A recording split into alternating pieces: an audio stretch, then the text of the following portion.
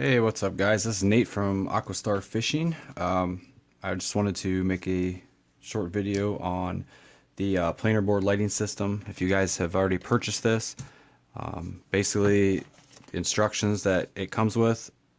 Basically, this will be instructions on video, maybe a couple extra tips that might help you along the way. Or if you guys are just looking at it and want to know how everything works, I should accomplish that as well. So I'll try to be detailed but quick as possible, and I'll go through the components and how it works, and suggest the ways to configure your fiber optic cable here. So we'll start with this. So each kit, you'll get this durable, rugged mount. This thing they're custom made. It's got a rubber grommet on the end, sealing that up from water. These things are crush proof. They're real flexible, as you can tell, so in cold weather they won't crack. For impact, you know, they're not gonna crack and shatter on you. Everything's real flexible. Same with the clips. This clip is what mounts it to the board. It's real flexible. It's not cheap plastic. It's, you know, everything's meant to withstand the elements. Our whole idea behind this is not only giving you something that you can recharge over and over and over and over to eliminate all the extra costs of glow sticks and batteries and whatever else that you guys may use, but and also to be able to use the tattle flag kit, but it's also meant to last. So when you make the investment to set your boards up, that's the last thing you're gonna have to do for a long time to come. So we want everything to last. Everything's high quality. So you'll get this. You'll get the tube. You'll get the a screw. This is just the mounting hardware, just one screw, one rubber grommet, USB charging cable, and if you bought a spare to go with it, you'll get another light. Basically, it'll come with another fiber optic cable. You won't really use this. Just you can take these and put them in your glove box. They just pop right out just like that. You really shouldn't use this. The one that goes through your tube, you should really never have to take this out. So that should really just give you spares, so in case, you know, something ever happens to these, you'll have extras or whatever. Or if you cut these too short, because these can be cut, if they're too long for you and you cut it and it turns out to be too short, you have another one. So anyways, just put that off to the side, store that somewhere. Inside you'll have this right here. That's what this is. It can still be used even with the glove over top of it. We do the glove just for extra measures for just a few cents and a couple extra seconds of time. It's just every bit worth it. The light itself is considered from the manufacturer to be waterproof. However, you know, it's with the open charging port, you know, it's just a matter of time. It's probably just not going to hold up to constant water use, you know, being submerged all the time. We obviously do not want to see anybody have any problems, you know, so we're not going to suggest that you mount this right on the board like that. We doubt it'll ever hold up for you. So that's one reason behind these custom tube mounts. Another reason is just the durability. With these things being, you know, crush proof and flexible, I mean, it just gives you that much more protection. You can toss the boards around, you know, ride in rough water, it doesn't matter. I mean, these things are going to be nice and protected inside. So gives you protection from impact and also water.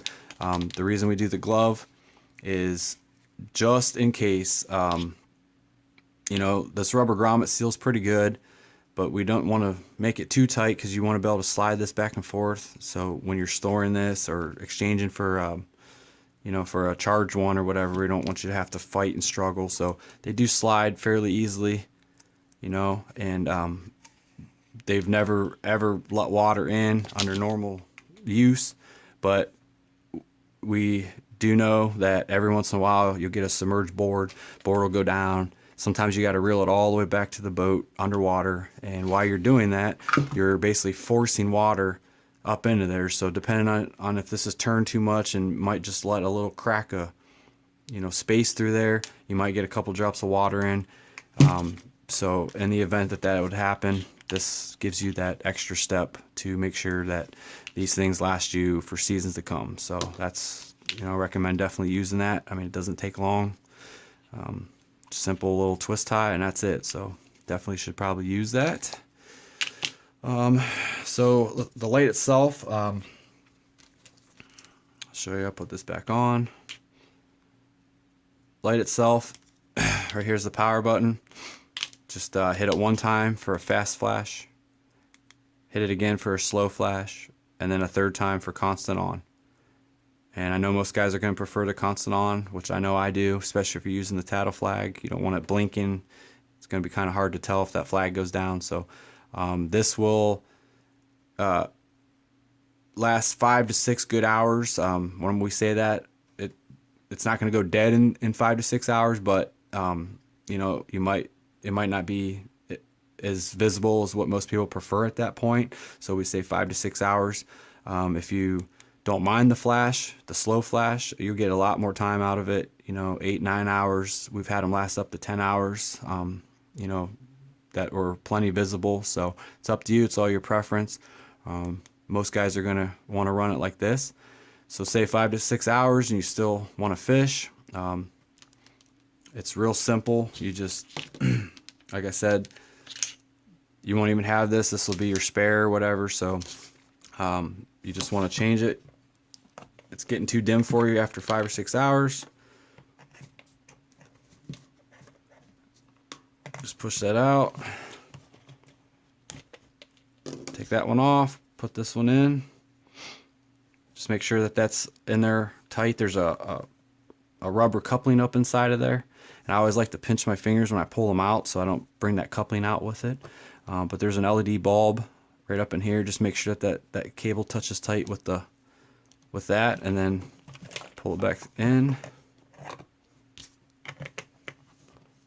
That's it. That's all there is to it. You're fishing again, so I'll show you it works. Simple as that, real quick and easy. That's the way we designed it. So I guess I'll show you the mounting. Real simple. We like to keep the tube itself just about where it is. You can obviously, whatever works best for you, you can play around with that, but we like it here. You don't want it too far up. You don't want it to get in the way, especially in rough water, you know, where this bevel is. I mean, that's what is going to cut the waves. So you don't really want that to interfere too much with that. Not that it's going to make any big difference, but we try to keep it, you know, here or back a little bit. I don't want to mount it too far back, just for the fact that you're running the tattle flag. You got that loop in your line, that's, you know, that slack to allow that flag to go down. Just don't want it getting caught in there. So right about in that vicinity is best, especially if you're running the flag. Where you mount the actual clip,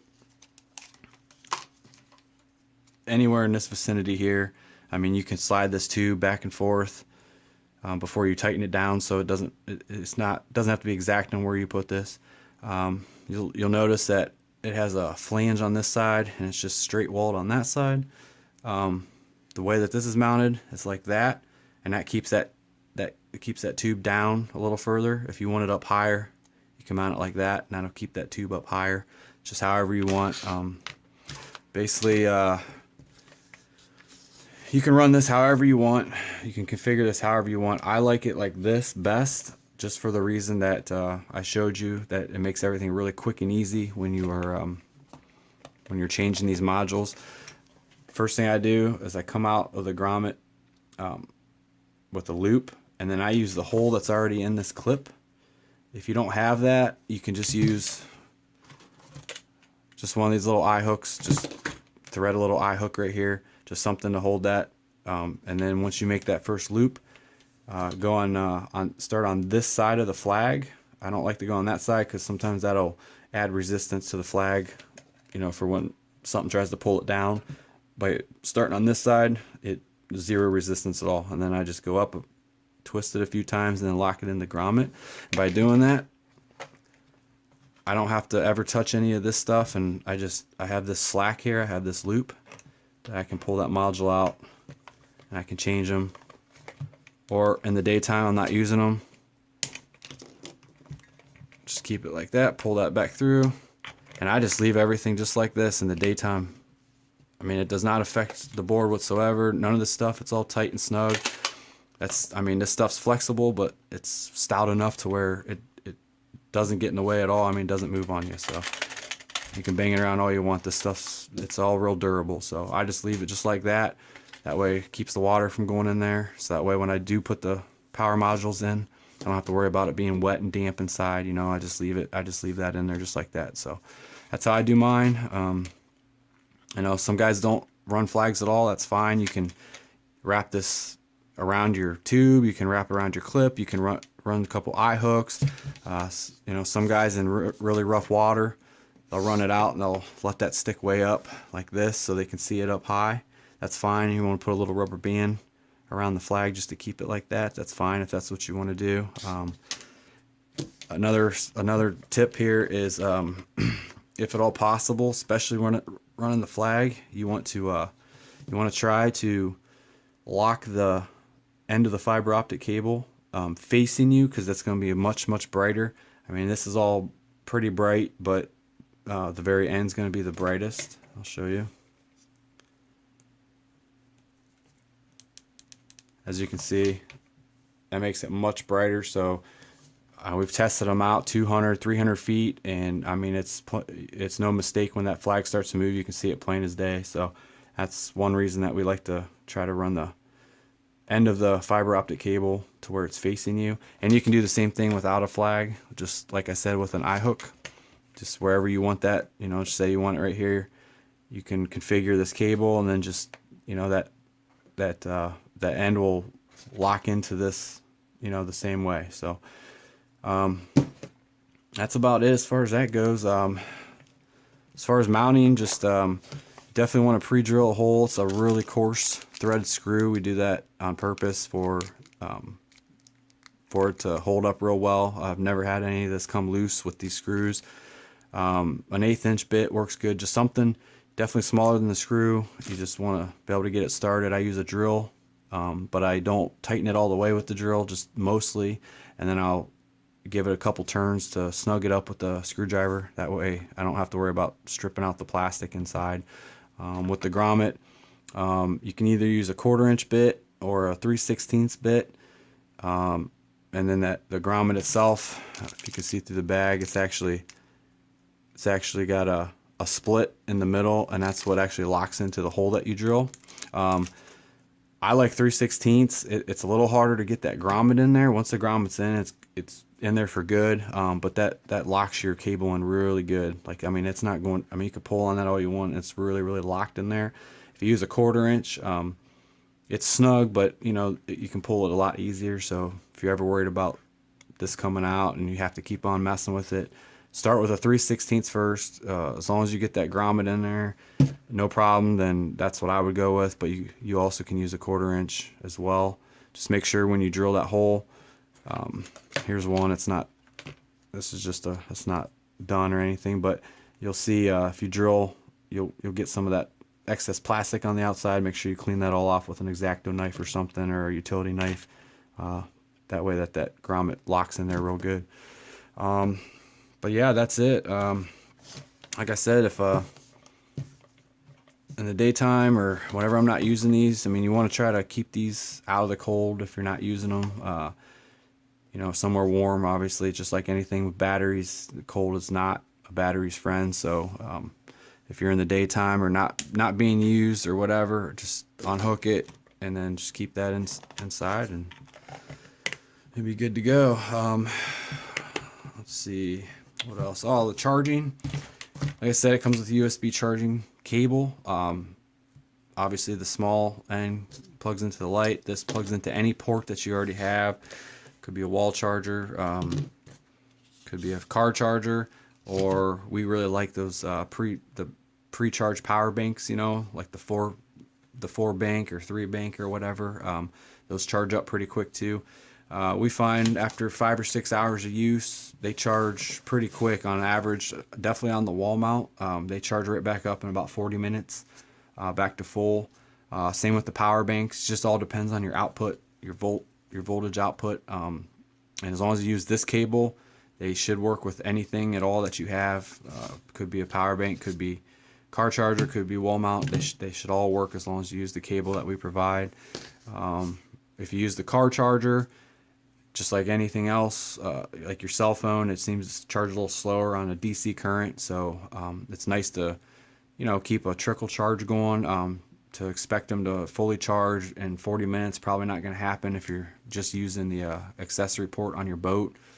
That's why if you plan on wanting to charge them on your boat, it's better to take, for $30 you can get a nice power bank charger with 4 banks on it, and it charges them pretty good. Less than an hour for sure. So that's what we recommend. I think that's about it. I'll tell you, it's a really great system, guys. If you have not tried it, definitely try it. If you're serious at all about night fishing, it's the way to go, 100%. I mean, you're able to use the tattle flags. I mean, you don't have to buy any more batteries, any more glow sticks. You get a nice bright light, everything. It's customizable completely. I mean, you can do anything you want with this cable. Everything's built to last. It's all high quality components, every last thing. I mean, we spent a lot of time making a nice quality material list. The lights, everything are real high quality.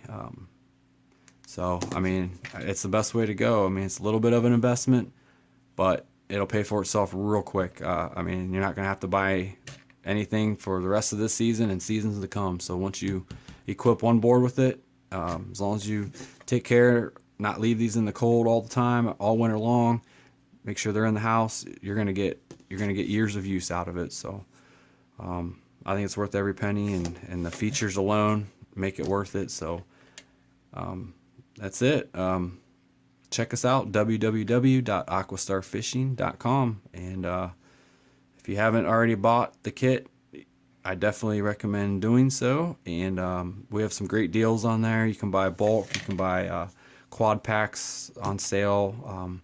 You can buy a Value Pro pack that you get 4 mounts to do 4 boards, and then 8 lights that gives you a spare for each one. It's on sale for a really great deal. So check us out, and there's also contact information on there too, and some pictures and some other suggestions on maybe how to run these. So check it all out, and I hope you guys decide to give it a try. Thanks a lot.